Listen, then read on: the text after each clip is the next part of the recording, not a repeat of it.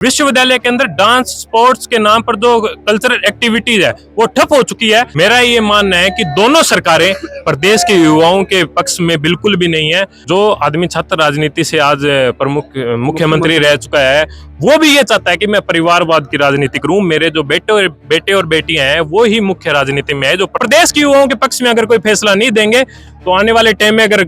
कांग्रेस की सरकार को बाहर बैठना पड़ा तो वैसे बीजेपी की सरकार को भी सरकार से बाहर बैठना पड़ेगा। तो जिस तरीके से हमारे पीछे देख सकते हैं, अभी हम राजस्थान यूनिवर्सिटी में मौजूद हैं,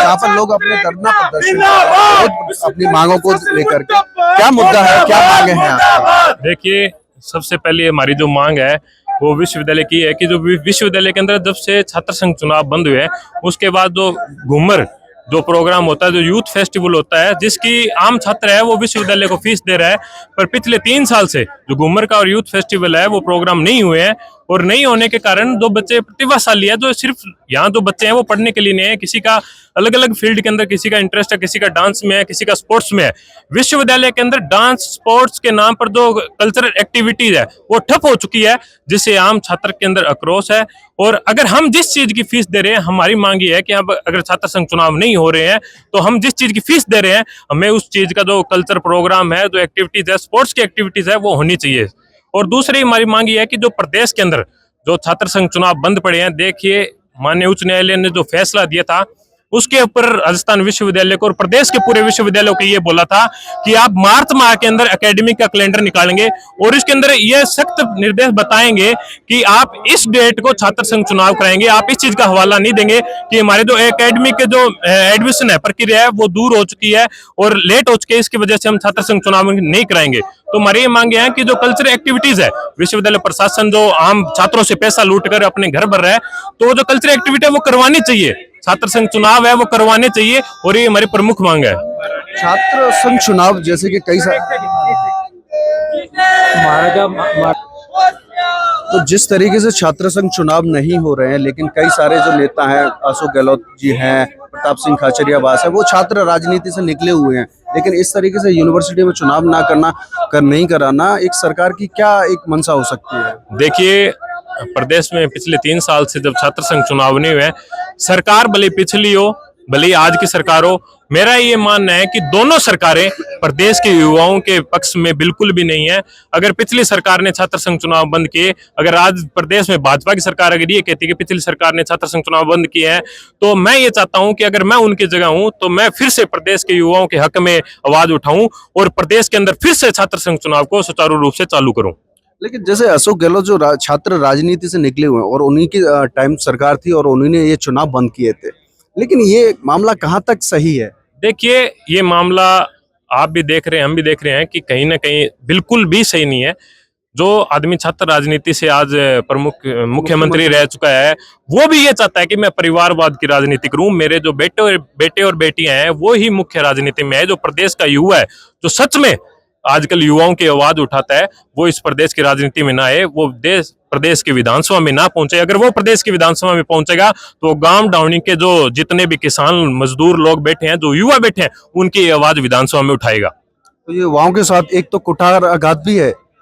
नहीं, देखिए, बिल्कुल मैं कह रहा हूं कि प्रदेश की सरकार हो भले विश्वविद्यालय प्रशासन हो, ये बिल्कुल प्रदेश के युवाओं के साथ कुठाराघात है। वो भले पेपर लीक का मामला हो, भले भर्ती का मामला हो। मैं कहता हूं कि जो चीजें आज विधानसभा के अंदर बोली जाती है कि जो सरकारी जो नौकरियां हैं, इतनी नौकरियां हम प्रदेश के युवाओं को देंगे, परंतु वो सिर्फ कागजों के अंदर ही रह के सिमट जाती है। धरातल पर कोई भी चीज है जो प्रदेश की सरकार जो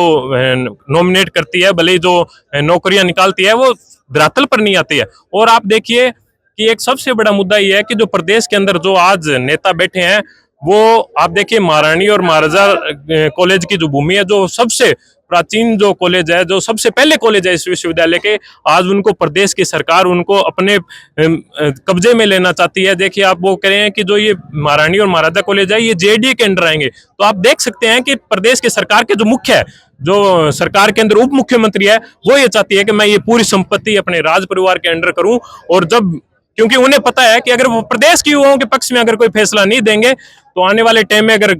कांग्रेस की सरकार को बाहर बैठना पड़ा तो वैसे बीजेपी की सरकार को भी सरकार से बाहर बैठना पड़ेगा। तो जिस तरीके से राजा महाराजाओं के टाइम की जो जमीन थी, जो एक शिक्षा के लिए दी गई थी,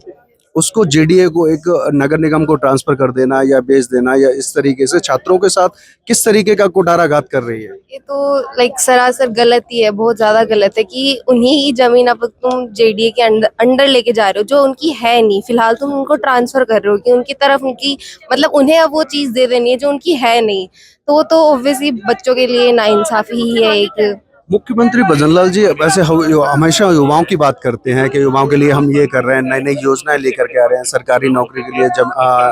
वैकेंसीज भी निकाल रहे हैं, लेकिन जो जहाँ शिक्षा का जो केंद्र है उसको ही ट्रांसफर कर देना, उसको जगह ही नहीं रहने देना। सबसे बड़ा अभाव उनका, लाइक उनकी बुद्धि में ये सबसे बड़ा खेद कि तुम मीडिया के सामने बाकी सारी चीजें दिखा रहे हो कि तुम ये कर रहे हो, नौकरियों की भर्तियां निकाल रहे हो, तुम बच्चों के भविष्य के साथ इस तरह से खेल रहे हो, तो उसके बाद नौकरियों के लिए भर्ती निकालना वो तो गलत है, ऑब्वियसली गलत है। तो जिस तरीके से आप मेरे देख सकते हैं, छात्रों की कई सारी जो मांगे हैं, जो एक्स्ट्रा कुरिकुलर जो एक्टिविटीज हैं वो बंद कर दी गई हैं, और जो यूनिवर्सिटी की जो जमीन थी उसको भी जेडीए को ट्रांसफर कर दिया गया है। तो छात्रों की कई सारी मांग हैं जिनको लेकर के वो आज धरना प्रदर्शन कर रहे हैं, विरोध प्रदर्शन अपना दर्ज करा रहे हैं। तो क्या ये सरकार ये मांगे मानेगी या वीसी इनकी मांगों को मानेंगे? क्या सुनी जाएगी इनकी मांगे? क्या सरकार जो जमीन ट्रांसफर कर रही है उसको रोकेगी? मेरे सहयोगी नरेश के साथ मैं राहुल टीसी शर्मा, देखते रहिए द कट।